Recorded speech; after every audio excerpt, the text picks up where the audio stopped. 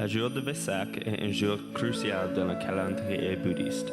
En termes simples, c'est la célébration du Bouddha, sa naissance, son illumination et sa mort. Cette journée est très compliquée car chaque pays ayant une population bouddhiste fait des choses très différentes. Cet jour est célébré à la première pleine lune du mois de Vesakha. Cette année, c'est le 19 mai.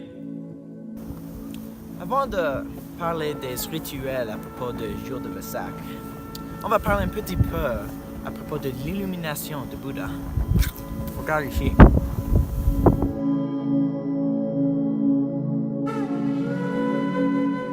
Gautama Bouddha était né dans une famille noble, où aujourd'hui on appelle Népal. Il veut atteindre le nirvana et l'illumination. Alors, il s'assit sur l'arbre Bodhi pendant 49 jours. Mais Mara, le seigneur de la mort et du désir, tente Bouddha.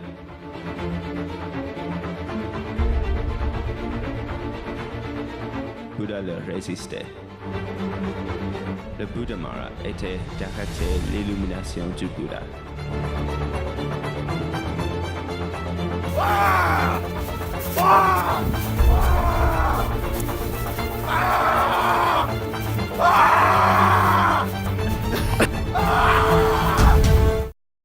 Mais Bouddha a atteint le nirvana. Bouddha a touché la terre avec sa main et la terre a tremblé. La terre était son témoin.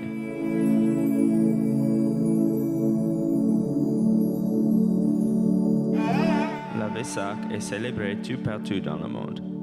Les traditions diffèrent d'un pays à l'autre. Sri Lanka, Japon, Népal, Singapour, India et beaucoup d'autres pays ont des propres traditions. On va se concentrer sur les traditions qui semblent être universelles dans la communauté bouddhiste.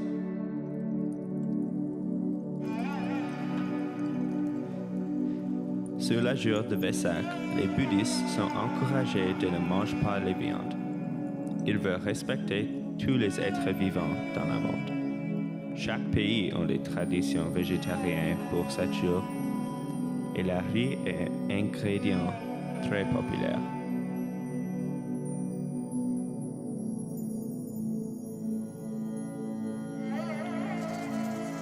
Beaucoup de bouddhistes vont dans leurs temples locaux et prier. Certains choisissent de le faire chez eux. Ils célèbrent la naissance, l'illumination et la mort de Bouddha.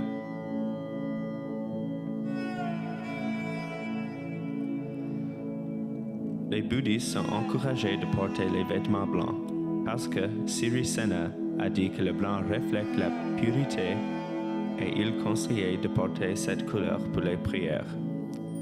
Les moines portent l'orange.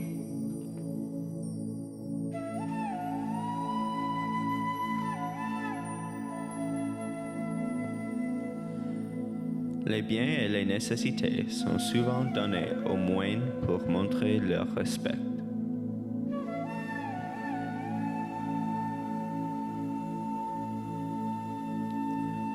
Des bougies sont allumées tout pendant Vesak.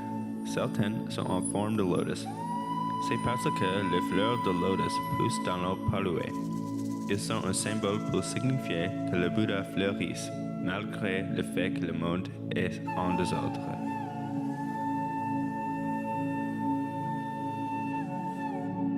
Souvent, l'incense est allumé. L'incense aide les bouddhistes à se concentrer sur leur prière.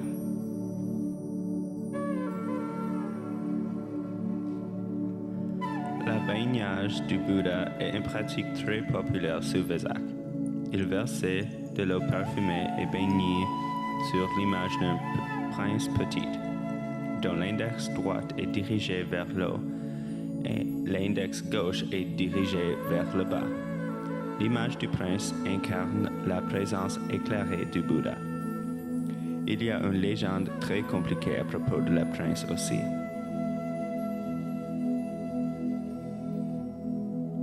Certaines communautés et temples vont avoir une cérémonie d'allumage de les lanternes. Ceci est fait pour commémorer Bouddha. Ces lanternes peuvent être une vue magnifique. Par exemple, le temple de Borobudur est un temple immense pour les bouddhistes dans l'Indonésie.